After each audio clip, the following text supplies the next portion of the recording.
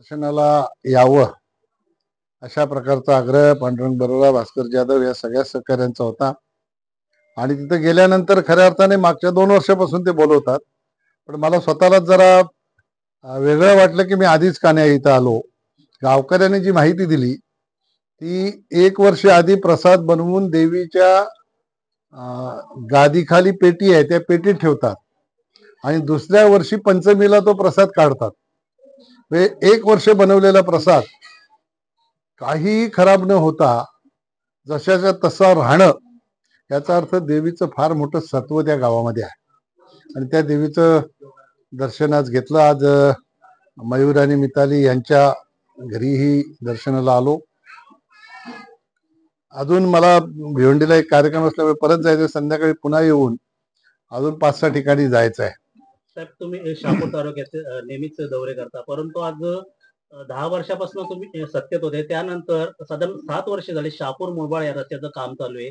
त्या संदर्भात अनेक लोकांच्या नागरिकांच्या तक्रारी आल्या होत्या, परंतु रस्त्याचा आता कुठेही आहे तो पद्धतीने रस्ता केला जात नाही. अनेक आंदोलनं झाली, अनेकांना आपला जीव गमवावा लागला, पण मात्र 7 वर्ष उलटून सुद्धा तो रस्ता होत नाहीये. याबाबत आता मला वाटलं मी आता आलो तर रस्ता बनवून एकदम टकाटक कॉन्क्रीटचा असेल असं मला वाटलं होतं. त्याचं कारण असं होतं की काही शेजारचे लोकप्रतिनिधी येऊन ते आश्वासन देऊन गेले होते की आता मी याच्यामध्ये बारीक लक्ष घातलेलं आहे, त्यामुळे लवकरच हा रस्ता होईल, अशा प्रकारची माहिती शहापूरमध्ये येऊन दिली होती.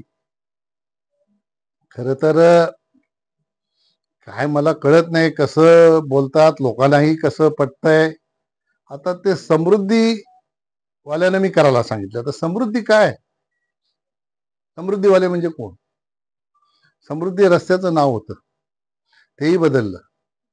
आता हिंदू हृदय सम्राट बाळासाहेब ठाकरे असं नाव त्या रस्त्याला आहे. म्हणजे समृद्धी म्हणजे नेमकं कोण करणार होतं मला काही कळलंच नाही, अजूनपर्यंत मला कळलं नाही. पण आपल्या माहितीसाठी सांगतो, सन्माननीय गडकरी साहेबांना मी भेटलो. त्यांना ह्या बाबतीतला आग्रह केला की तुम्ही काही करा, हा जुना कॉन्ट्रॅक्टर ह्याला काढून टाका, MSRDC कडून काम काढून टाका आणि नॅशनल हायवेला काम करायला सांगा. ही प्रक्रिया पूर्ण झालेली आहे. 2 दिवसात संबंधित ठेकेदाराला ब्लॅकलिस्ट करतील. संबंधित म्हणजे जो ओरिजिनल ठेकेदार आहे तो, त्याच्याकडनं काम काढतील, MSRDC कडून काम काढलं जाईल आणि नॅशनल हायवेकडे हे काम करण्यासाठी हा रस्ता वर्ग केला जाईल. आणि नॅशनल हायवेकडे आल्यानंतर त्याचं टेंडर निघेल. या टेंडर प्रोसेसमध्ये अजून 2 महिने जातील.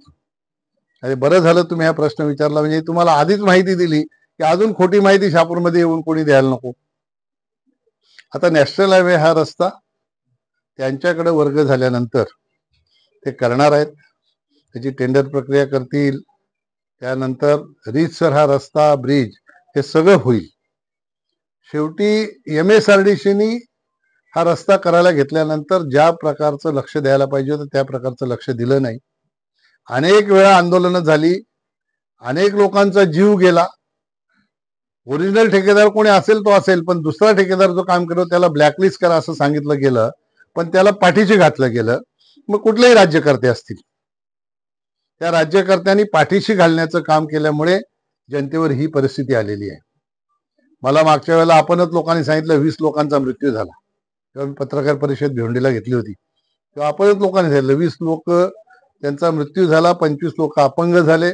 एवढ्या मोठ्या प्रमाणात क्षती झाल्यानंतरही त्या ठेकेदारावर कारवाई होत नसेल तर नेमकं याला कोण पाठीशी घालतो याचाही शोध पत्रकार बंधूंनी घेण्याची आवश्यकता आहे.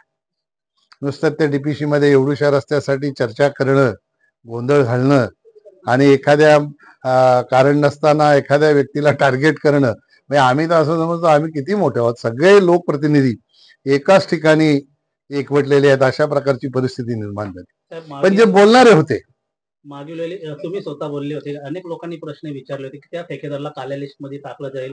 अगदी नागपूर अधिवेशन मध्ये सुद्धा त्याच्यावर लक्षवेधी झाली, परंतु त्याला आतापर्यंत कुठे आज सकाळी भिवंडीच्या पत्रकारांशी संवाद साधला. त्यांनी तर सांगितलं की साहेब ब्लॅकलिस्ट करण्याची घोषणा केल्यानंतर 40 कोटीचं काम त्याच रस्त्यावर दिलं. याच्यासारखं दुर्भाग्य दुसरं काय असू शकतंय? चालले काय ठाणे जिल्ह्यात हेच समजायला मार्ग नाहीये. बरं, आता ह्या DPC मध्ये जे लोक चर्चा करत होते, आपण पाहिलं असेल तुमचा पलावाचा ब्रिज आहे जो सिलपाट्याकडून कल्याणकडे येतो, उद्घाटन केलं, दुसऱ्या दिवशी खलास झाला, त्याच्यावर चर्चा नाही. ठाण्यामध्ये प्रचंड ट्रॅफिक होते, कोणी चर्चा करतो? वडप्याला ट्रॅफिक होते, तुम्ही लोक येताना बघत असाल, आहे का चर्चा? कल्याण शहरामध्ये ट्रॅफिक होते, बदलापूरमध्ये ट्रॅफिक होते, पालघर रोडवर ट्रॅफिक होते, वडवरून आलं, त्याच्यावर चर्चा नाही.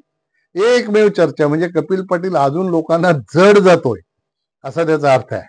मी हे काही नकारात्मक घेत नाही, मी हे सकारात्मक घेतो. लोक शक्ती स्थळावर वार करत असतात, कमजोर स्थळावर वार कोणी करत नाही, आणि म्हणून ह्या गोष्टीलाही आम्ही सकारात्मक घेतो. पण जी प्रशासनिक बाब बघणारे लोक आहेत त्यांनी सर्व समावेशक असा विचार करून निर्णय घ्यायचे असतात.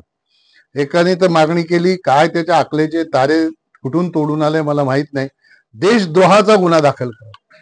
मग देशद्रोहाचा गुन्हा जर एवढ्या कामासाठी होणार असेल तर या महाराष्ट्रामध्ये किती रस्ते खराब केलेले लोक आहेत, ठाणे जिल्ह्यामध्ये किती रस्ते खराब केलेले लोक आहेत. तुमचा गोवा रोड, मला वाटतं गोवा रोडला तर 1000 वेळा देशद्रोहाचा गुन्हा दाखल झाला पाहिजे जो कोणी ठेकेदार आहे त्याच्यावर. आणि शहापूर पासून तुमचा मुरबाड पर्यंतचा रोड आहे त्याच्यावर देशद्रोहाचा गुन्हा दाखल करा का नाही सांगत?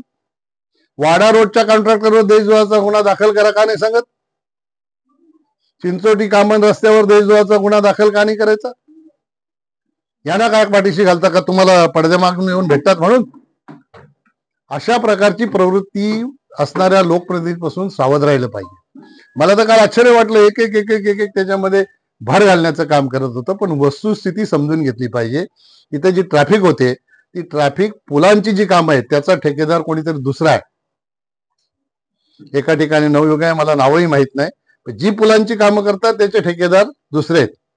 त्यांचं काम रेंगाळल्यामुळे त्या ठिकाणी बॉटलनेक झालेला आहे आणि म्हणून ट्रॅफिक जाम होते. ज्याला कोणाला या बाबतीतली चर्चा करायची असेल मी खुली चर्चा करायला तयार आहे. उगीच खोटे नाटे आरोप करून जनतेच्या समोर खोटी माहिती आणायची आणि काहीतरी दिशाभूल करायची, ह्या गोष्टींपासून लोकांनी लांब राहिलं पाहिजे. म्हणून जनतेला माहिती व्हावं. बरं झालं तुम्ही हा प्रश्न विचारला, मला त्याचा खुलासा करता. साहेब, शापूर मुरबाडचे आमदार मागच्या वेळी आले होते आणि हा जो रस्त्याचा प्रश्न हा लवकरच मार्गी लागेल असं त्यांनी येथील अनेक लोकांना आश्वासन दिलं होतं. आता मी तुम्हाला माहिती दिली, हा काय समृद्धीच्या ठेकेदारांना सांगून हा रस्ता बनवणार. अरे कसा बनणार? टेंडर काढायला पाहिजे, त्याला मिळालं पाहिजे ना. 25 वर्ष आमदार आहे, समजायला नको काय त्याची प्रोसिजर आहे ती. समृद्धीच्या ठेकेदाराला असं कोणीही सांगून काम करणार का? तो करू शकतो का सांगा तुम्ही मला. पत्रकार म्हणून तुमच्याकडे माहिती असेल तर सांगा मला. तर बरं झालं हा तुम्ही प्रश्न विचारला. आता जर करणार होते तर हा विषय संपला. त्या तो रस्ताच आता MSRDC कडून काढून तो रस्ताच नॅशनल हायवेकडे जाणार आहे. मग नॅशनल हायवेकडे गेल्यावर तो समृद्धीचा ठेकेदार तरी MSRDC तरी कसं करणार? करू शकत नाही. मला कालच अधिकृत माहिती मिळाली नाही, पण माहिती मिळाली की 2 दिवसात त्याची ऑर्डर येईल ब्लॅकलिस्ट केल्याची, आणि मग तो वर्ग नॅशनल हायवेकडे होईल आणि नॅशनल हायवे त्याची पूर्ण प्रक्रिया करून ते रस्त्याचं काम सुरू करेल. आणि नॅशनल हायवेने सुरू केलं की लोकांची समस्या निश्चित सुटेल. मी त्यांना सूचना केलेली आहे की जिथे जिथे जमीन अधिग्रहणाचा प्रश्न आहे तुम्ही इस्टिमेट करताना पहिल्यांदा जमीन अधिग्रहणाचे पैसे मागा, अशा प्रकारची सूचना मी त्यांना केलेली आहे.